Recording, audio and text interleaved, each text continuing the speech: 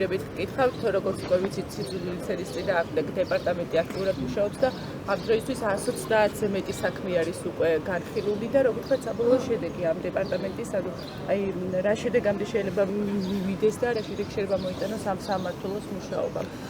მე ვფიქრობ, ძალიან დროული და მნიშვნელოვანი იყო აღნიშნული ინიციატივა. სიძულვილის ენა კატეგორიულად მიუღებელია, ბევრჯერ გვისაუბრია ამასთან დაკავშირებით, რომ ყველაფერი უნდა გავაკეთოთ იმისთვის, რომ აღნიშნული პოლარიზაცია, რაც მე დარწმუნებული ვარ, ეს ყველაფერი გარედან თავს მოხვეულია, წლების განმავლობაში მილიონობით, ასეულობით მილიონი იხარჯებოდა იმაში, რომ ამ შედეგებამდე მივსულიყავით.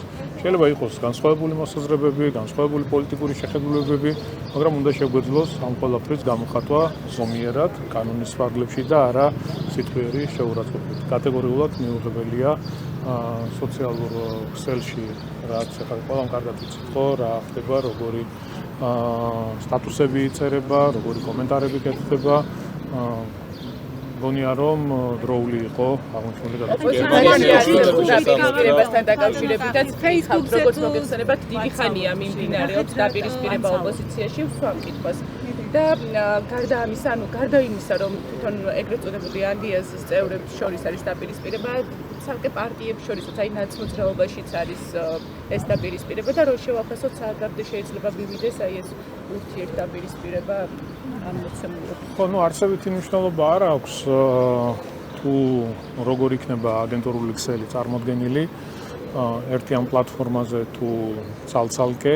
ჩვენ ყველამ ვიცით, რომ ეს ადამიანები ქვეყანაში წარმოადგენენ აგენტურას. ამ ყველაფრის შექმნისთვის წლების განმავლობაში ძალიან დიდი თანხები იხარჯებოდა. ისინი ქართველი ხალხის ინტერესს და ამ ქვეყნის ინტერესს საერთოდ არ ითვალისწინებენ, საერთოდ არ აინტერესებს და რეალურად აცდენილები არიან, თანხმედრაში არ არიან ქართულ სახელმწიფოს ინტერესებთან. რეალურად აბსოლუტურად სხვა მოცემულობაში იმყოფებიან. და ვიცით, ხო, ეს გარედან იმართება აღნიშნული დაჯგუფება, გარე პატრონები ყავთ, გარე დავალებებს ასრულებენ. შესაბამისად, აგენტურა როგორ იქნება ქვეყანაში ცალ-ცალკე ერთი ამ პლატფორმაზე, ამას არანაირი მნიშვნელობა არ აქვს. საზოგადოებამ კარგად იცის, რას წარმოადგენს ეს ადამიანები, ვინ სამსახურში არიან, ქართველი ხალხის სამსახურში ნამდვილად არ იმყოფებიან და იმიტომ არიან იმ მდგომარეობაში, რა მდგომარეობაშიც დღეს იმყოფებიან და ყოველთვის ქართველი ხალხისგან მიიღებენ იმ პასუხს, რასაც ყველა წინა ჩატარებულ არჩევნებში იღებდნენ. პეტერ ფიშერზე გითხავთ, საქმიანობას ასრულებს და გვემშვიდობება ფოტოთი, რომელიც აქციაზე აქვს გადაღებული და აქციის მონაწილეებს ესალმება. როგორ შეფასებთ ზოგადად მის საქმიანობას და ასევე რას ნიშნავს ეს ამ ფოტოთი დამსწრება? ფიშერი არის კარგი მაგალითი, კარგი ბჭყალებში, რა თქმა უნდა, იმისა, თუ როგორი არ უნდა იყოს ელჩი. მან თავისი ქმედებებით, განცხადებებით დაამტკიცა ეს ყველაფერი და აჩვენა ქართულ საზოგადოებას. ესე იგი, დიპლომატიური ჩარჩოები რაც არის, ამ ყველაფერი გააკეთა ამის წინააღმდეგ.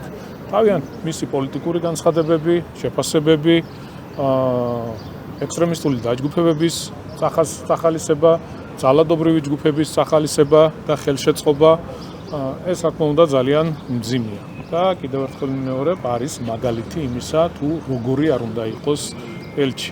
ყველაფერი გააკეთა იმისთვის, რომ არსებული ურთიერთობები, რაც იყო ჩვენ სახელმწიფოებს შორის, არა თუ რაიმე პოზიტიური გაეკეთებინა, ცდილობდა, რომ ყველაფერი გაეფუჭებინა.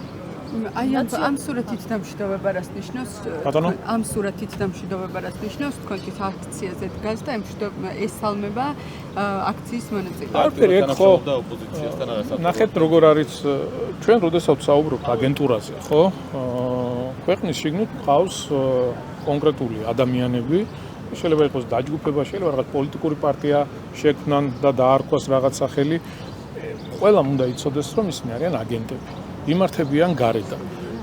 ეხლა, როდესაც ჩვენ საუბრობდით გლობალურ ომის პარტიაზე, Deep State-ზე, არავის არ ჯეროდა, ხო გახსოვთ როგორ ქილიკობდნენ ამაზე, რომ თითქოს ჩვენ რაღაცებს ვიგონებდით, მაგრამ როდესაც ამერიკის შეერთებული ამჟამინდელი პრეზიდენტი გამოვიდა და ისაუბრა ღიად ამ ყველაფერზე, ხო, ნუ მაშინ ყველამ აი მართალი ყოფილა და ესე იგი თურმე ჩვენ არ ვწდებოდით.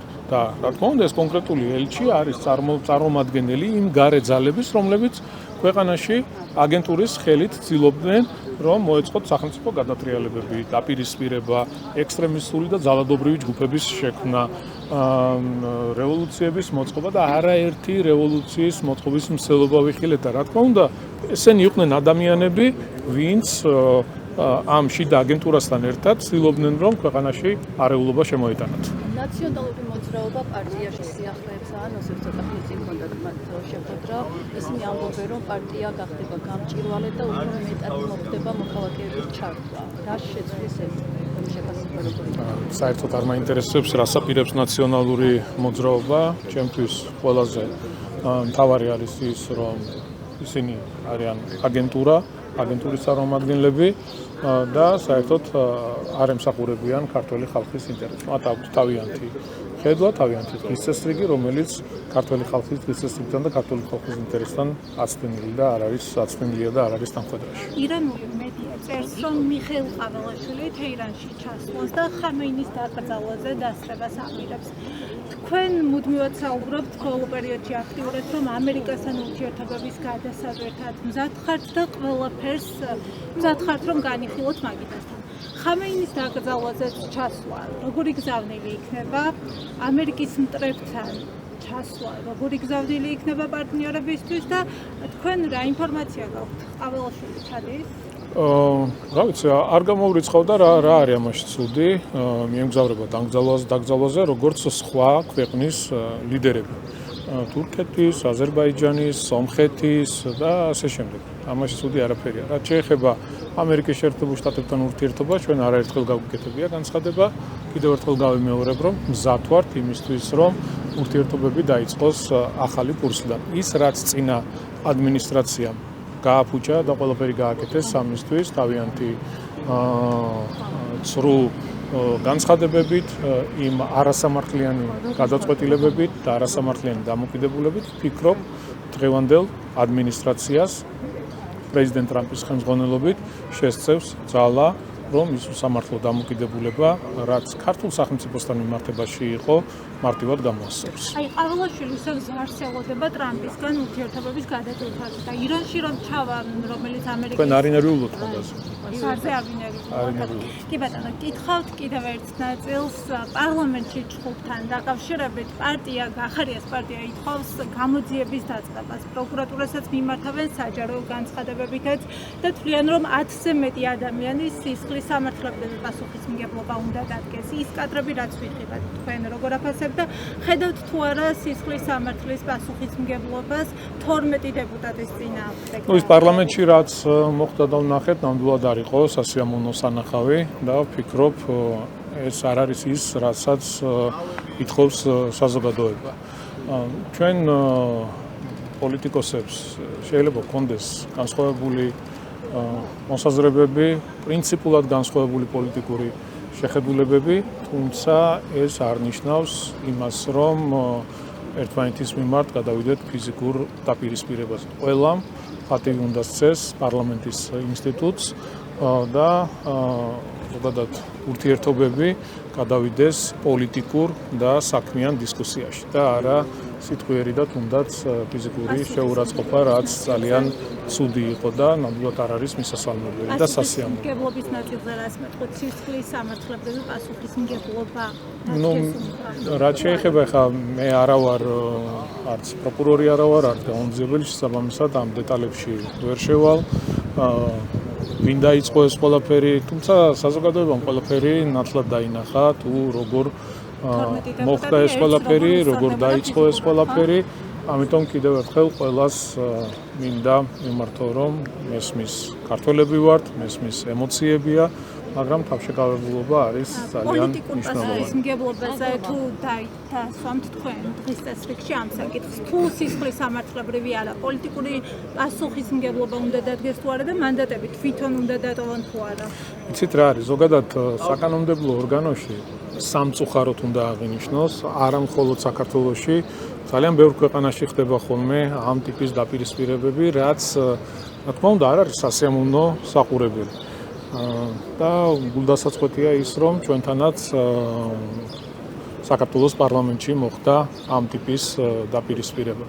ამიტომ კიდევ ერთხელ მინდა ყველას მოუწოდო იმისკენ, რომ მაქსიმალურად ვიყოთ თავშეკავებულები, მესმის რთულია, როდესაც გაყენებენ სიტყვიერ შეურაცხყოფას, მაგრამ ამ ყველაფერზე მაღლა უნდა დავდგეთ, იმიტომ რომ საზოგადოების წინაშე ჩვენ გვაქვს ძალიან დიდი პასუხისმგებლობა. არა, ერთსაც კითხავთ, საქართველოში ახლა ბიზნესი თავისუფალია, ბიზნესმენს თავისუფლად შეუძლია თავისი პოზიციის დაფიქსირება? რა თქმა უნდა, ქვეყანაში დღეს ბიზნესი აბსოლუტურად თავისუფალია. თქვენ როგორ გონიათ ის, რომ ქვეყანა ეკონომიკურად ვითარდება, წინ მიდის, ამ ყველაფერში ბიზნესის როლი არის განსაკუთრებული. რა თქმა უნდა, ხელისუფლება თავისი ქმედებებით, გადადგმული ნაბიჯებით, საკანონმდებლო ინიციატივებით ხელს უწყობს იმას, რომ ბიზნეს გარემო იყოს ქვეყანაში, ასე რომ ვთქვათ, საინტერესო გადადგმული ნაბიჯებით მარტივად იყოს შესაძლებელი ბიზნესის კეთება, ის რაც წლების განმავლობაში ხდებოდა, ტერორი, წართმევა, გადაფორმებები. ჩვენ 2012 წელს, როდესაც ხელისუფლებაში მოვედით, წარსულს შევაბარეთ ეს ყველაფერი. დღეს ბიზნესი არის აბსოლუტურად თავისუფალი და ნებისმიერ ადამიანს ძალიან მარტივად შეუძლია, რა თქმა უნდა, ეს და იყოს გამჭვირვალე კანონის ფარგლებში აკეთოს ბიზნესი ყოველგვარი პრობლემების გარეშე. ჯორჯიას დირექტორი ამბობს, რომ გამოხატვის თავისუფლება იკრძალება. როგორ? არის გამოხატვის თავისუფლება იკრძალება. ის რომ მე ჩემი პოზიცია დავაფიქსირო, რომელიმე კრიტიკული პოზიცია ქართულ ოცნებასთან დაკავშირებით შეიძლება დაბჯარიმდე ან ციხეში წავიდე. ეს არის ქართული ოცნების შედეგი. კანონია მეწარმეებს უკრძალავს გამოხატვის თავისუფლებას. როგორ გეკადრება? ნებისმიერ ადამიანს დღეს ქვეყანაში შეუძლია გამოხატოს თავისი დამოკიდებულება, თავისი მოსაზრება აბსოლუტურად ყველა მიმართულებით და ყველა საკითხზე. მაგრამ ვიღაცას მიაყენო სიტყვიერი შეურაცხყოფა, ეს კატეგორიულად მიუღებელია. მაგიტომ საუბრობთ, რომ პატივი უნდა ვცეთ, რაც არ უნდა განსხვავებული აზრი იყოს. შეიძლება ვიღაცა სხვა დამოკიდებულება აქვს, მაგრამ ეს არ ნიშნავს იმას, რომ მე შეუვარდე სოციმედიაში პირობითად ვიძახი და ვაგინო, შეურაცხყოფა მივაყენო. ეს არ არის სიტყვის და გამოხატვის თავისუფლება. ეს არის მიზრდელობა და ეს არის დანაშაული. გაფიცვას რომ შეუერთდეს კომპანია, ეს არის თუ არა დანაშაული. გაფიცვას რომ შეუერთდეს, ეს არის საყოველთაო გაფიცვები რაც იყო. ეს თქვენი გადმოსახედიდან იყო. ძალიან მარტივია. ყველა ბიზნეს სუბიექტი თავად იღებს გადაწყვეტილებას, როგორ იმოქმედოს, რა გააკეთოს და როგორ გონიათ. ბიზნესის 100% ქართული ოცნების მხარდამჭერია? იქავა ამბობს, რომ კრიტიკულ აზრს ვაფიქსირებ, ან ჯარიმით თქვენი ტელევიზიის, ან ციხით. აი მარტივად გეტყვით. თქვენი ტელევიზიის დამფინანსებელი, მთავარი დამფინანსებელი ბატონი მამუკა ხაზარაძე. აი ავიღოთ ბატონი მამუკა ხაზარაძე. რომელსაც აქვს ერთ-ერთი სელში პირდაპირ წერდა ბატონო კახი. ანუ სხვა ბიზნესმენზე გეკითხებით და თქვენ პოლიტიკოსისკენ მიგავთ საუბარი და მე გეუბნებით ბიზნესმენი, რომელიც ამბობს, რომ გამოხატვის თავისუფლების გამო შესაძლოა დაჯარიმდეს ან მინიმუმ 3 წელი ციხეში წავიდეს. თუ ზრდილობიან ფარგლებში და კანონის ფარგლებში იქნება მისი გამოხატვა, რა თქმა უნდა, ვერავინ ვერაფერს ვერ იმოქმედებს და თუ ეხა ბილდს სიტყვაობს, ვიღაცა შეურაცხყოფას აყენებს, აგინებს, ამას რა თქმა უნდა მოყვა, ეს არ არის გამოხატვის და სიტყვის თავისუფლება. შესაბამისად, აი ძალიან კაი რაღაცას გიყვებოდით, ეხა გამოგადგებათ ეს თქვენ. ნახეთ, აი ბიზნესის თავისუფლებაზე გეტყვით ძალიან მაგარ მაგალითს მოგიყვანთ აქ. თქვენი მთავარი დამფინანსებელი ხმანება პოლიტიკურ აქტივობად ბიზნესმენს კრიტიკულ პოზიციას. რესან ქიქავაზე კონკრეტულ ბიზნესებზე გესაუბრებით, მან თქვა ღიად და პირდაპირ, რომ ჩემთვის სოციალურ-პოლიტიკურ ცხოვრებაში თუ ახლა ვეღარ მხედავთ, არის ქართული ოცნების კანონის შედეგი, რადგან პოლიტიკურ აქტივობად შეიძლება კრიტიკული აზრი ჩამითვალონ. ამას გეუბნებით არა გინებას, არამედ მაგალითად ხალხს ნუსცემ. შეიძლება ჩამითვალოთ, ეს არ ნიშნავს, შეიძლება, აი როდესაც საუბრობთ, შეიძლება ჩამითვალონ, ეს არ ნიშნავს იმას, რომ ეს არის მოცემულობა. კიდევ ერთხელ ვიმეორებ. თუ ადამიანი გამოხატავს განსხვავებულ პოზიციას ნებისმიერ საკითხზე, ეს უნდა იყოს კანონის ფარგლებში და არა გინებით, არა ბილსიტყვაობით. ახლა სიტყვით თუ დაწერს რომ მაგალითად ქუჩაში ხალხს რომ სცემდით და ძვლებს უმტვრევდით, ხალხო ცუდია, აი ამის გამო შესაძლოა ჩაუთვალოთ ეს პოლიტიკურ გამოსვლად და არა კრიტიკულ პოზიციად. თქვენ როგორ გესმით? თქვენ უტრირებთ და манипуლირებთ, ვერც ერთ ფაქტს ვერ მოიყვანთ, ვერც ერთ ფაქტს ვერ მოიყვანთ. აი ხო, ამ ხელა ქვეყანა ვართ, ხო? ამდენი ბიზნეს სუბიექტია. მოიყვანეთ ერთი კონკრეტული მაგალითი, კონკრეტული თქვენ იმით კი არა რომ აი მე ეს რო გავაკეთო შეიძლება, არაფერი არ შეიძლება. კიდევ ერთხელ მიმეორებ, შენ თუ აკრიტიკებ ვიღაცას, ეს შეგიძლია გააკეთო არა ბილსიტყვაობით, არა გინებით, არანაირი პრობლემა არ არის. ახლა რაც შეეხება აი ბიზნესის თავისუფლებაზე გეტყვით. თქვენი მთავარი დამფინანსებელი ბატონი მამუკა ხაზარაძე, რომელიც მფლობს ერთ-ერთ დეველოპერულ კომპანიას დედაქალაქში, რომელიც საკმაოდ ვიცი რომ არ გსიამოვნებთ ეს, მაგრამ საზოგადოებამ რეფორმერ ფიტნესი მაგალითად ამ კანონს მეწარმეთა შესახებ საკონსტიტუციო სასამართლოში ასაჩვენებს. ამბობს რომ მეწარმეების შესახებ საქმიანობაში ერევა ქართული ოცნება გამოხატვის თავისუფლებას მიზღუდავს და მსუსხავ ეფექტს ქმნის. აი შესაძლოა რაც ახლა გესმით. ეს არის მსუსხავი ეფექტი, რომ ბიზნესმენი თვლის რომ მისი კრიტიკული პოზიცია შესაძლოა იყოს დასჯადი.